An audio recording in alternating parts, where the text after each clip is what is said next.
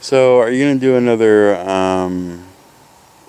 pruning kind of thing this year? Yeah, December, January, I'll be doing pruning, and people can come and watch. And you have my number set aside now. I do have your number. Whenever you have anything going on, I'll tell you. Let me know ahead of time, and I'll. Yeah, I'm gonna bring people out here, and we'll do. Cause I gotta prune all my trees every year. So. I know people really enjoyed that last year.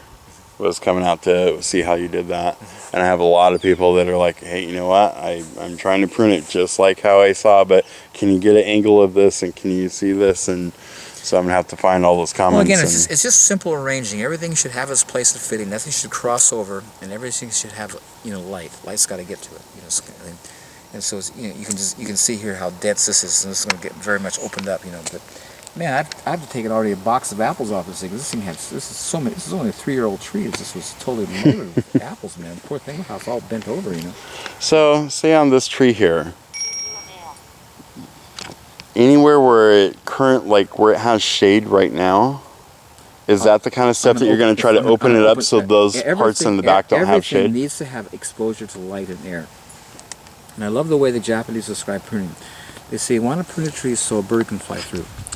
And the mentality is, it's going to grow back and fill, so give it space to do that. And I love the way they describe pruning an apple. They say, prune an apple so you can throw a cat through it. And I understand where they're coming from. They fill out. Look, they just totally fill. So you gotta open them up so they're not going to be too crowded. This is why people have these small apples and funguses and leaf curl and powdery mildew, because the branches are so dense and so crowded, they're not getting light and air, so you get all these issues. Or if you open them up, you don't have any.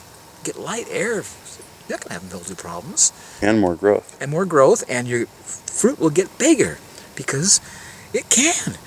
It was when I first came and I had all these lower branches in my trees. I'm watching for years all this green fruit that never ripened. I'm picking them off the ground. But I couldn't imagine cutting these lower branches with all these fruit spurs, like bare fruit. I realized, what's the point? They're not getting ripe. All I'm doing is spending hours picking up green stuff, hauling off. I'm getting them out of here. This isn't working. And again, it's so hard for you. If it doesn't get light, it's not going to develop fruit. It can't. And so you've got to make room for it. So big branches, you can see the huge branches come out of all these trees because stuff below covered, What right now, it's October 22nd. What are you getting ready to plant? Nothing. September 1st is the last time you can plant here. After September 1st, nothing's going to come up. Okay. So if you wanted your kale in, you had to do it right now here. Well, yeah. You see now over there, you see I got spinach. You see that was planted September 1st. I got spinach and cilantro over there. That was planted September 1st, and that will grow through the winter. But September 1st is the last date for planting. Okay, so let's say it was September 1st. What are you planting? You can plant spinach, lettuce, arugula, cilantro, lettuce, all your greens, just fine. When's the next, when does planting start again? April 1st. April 1st. And not before, and I've tried it, doesn't work. And what will you be planting April 1st? Everything except the warm stuff, like, beans, corn, cucumbers, squash, but all your greens, root vegetables, everything you can plant April 1st. Okay. So you kind of get like a 3-month vacation from like January to April where you're not really doing anything out here?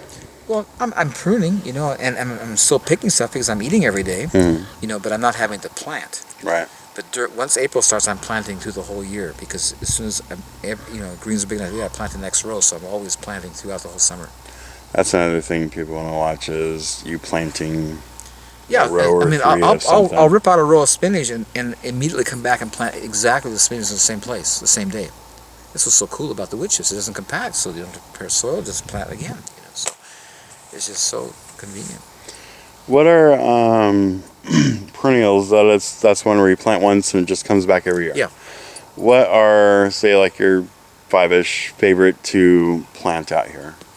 Besides like apples, like perennials, like kale, obviously. Kale's not perennials. It's a biannual. It's done in 2 years. You got to plant seed. Perennial is stuff that comes year after year, like asparagus.